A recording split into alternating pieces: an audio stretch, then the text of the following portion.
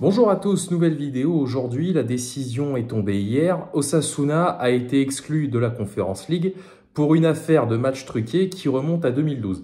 Alors, même si je comprends le fond de la décision, parce que truquer des matchs, voilà, c'est pas quelque chose qui se fait, il y a plusieurs choses qui me dérangent. Alors, premièrement, donc comme je l'ai dit, l'affaire remonte à 2012, ça s'est déroulé entre 2012 et 2014.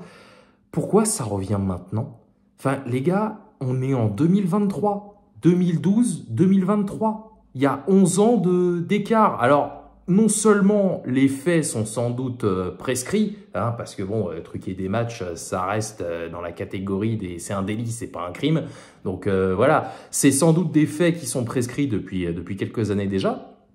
Et comme par hasard, ça ressort au moment où ils sont qualifiés pour une Coupe d'Europe. Parce que sans leur 7e place la saison dernière en Liga, on n'en aurait jamais entendu parler. Alors là, a priori, les bénéficiaires de cette exclusion, ça va être Bilbao, parce qu'ils ont terminé juste derrière le club de Pampelune. Donc, ils vont certainement récupérer la place laissée vacante. Donc, enfin voilà, le timing me paraît très étrange. Et ça montre aussi que l'UEFA, je suis désolé, l'UEFA est forte quand il s'agit de clubs comme Osasuna par exemple, mais quand il faut enquêter sur des faits de jeu ou des matchs un peu étranges qui concernent le Barça ou le Real par exemple, pour ne citer que des clubs espagnols, il n'y a plus personne. Parce que pour ces deux équipes-là, je suis désolé, mais il n'y a qu'à se baisser. Attends, le Barça contre Chelsea en 2009, il n'y a rien eu. La remontada contre Paris en 2017, pareil. Et le Real Madrid, alors je remets pas leur triplé en cause. Entre 2016 et 2018, ils étaient forts, enfin ils étaient beaucoup trop forts. Voilà, il y a rien à dire. Mais en cherchant bien, rien qu'en 2018 déjà, en 2018, face au Bayern, l'arbitrage a été plus que douteux. Personne n'a rien dit. Et la finale, quand Ramos il a nettoyé Salah, là, qui lui a fait une prise de judo, qu'il a à peine pris un carton jaune, enfin, je ne me rappelle plus de la sanction, mais en tout cas, il n'a pas été exclu, que Salah est sorti blessé, etc. Personne n'a rien dit non plus.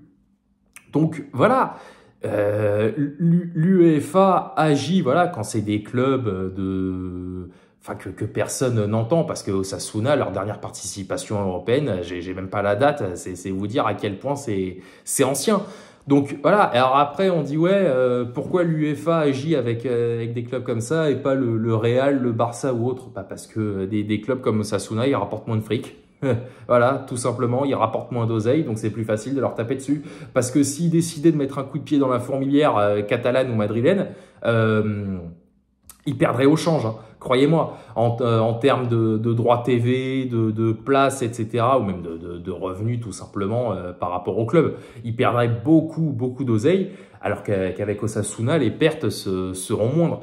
Donc voilà, mais franchement, encore une fois, je comprends le fait qu'il faille sévir, mais voilà, pourquoi eux? Parce qu'encore une fois, sans qualification européenne, l'affaire, elle serait restée aux oubliettes, comme c'est le cas, parce que personnellement, cette affaire, je l'ai découverte avec la sanction. J'en avais jamais entendu parler avant. Alors, je me doute qu'Osasuna va certainement faire appel, mais bon, là, qu'est-ce qu'il leur reste? Il leur reste le tribunal arbitral du sport. Ouais.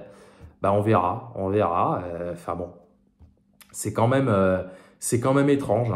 Et puis bon, demander à l'UEFA d'agir avec des clubs plus cotés, ça revient à demander à un électricien d'être pneumologue. Donc voilà, ça n'a aucun sens.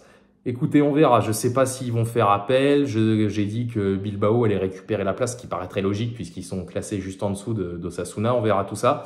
Mais ouais, c'est une décision que je comprends, mais que je ne peux pas respecter dans la mesure où voilà, c'est sur eux que ça tombe, alors qu'il y a des magouilles à tous les étages depuis des années.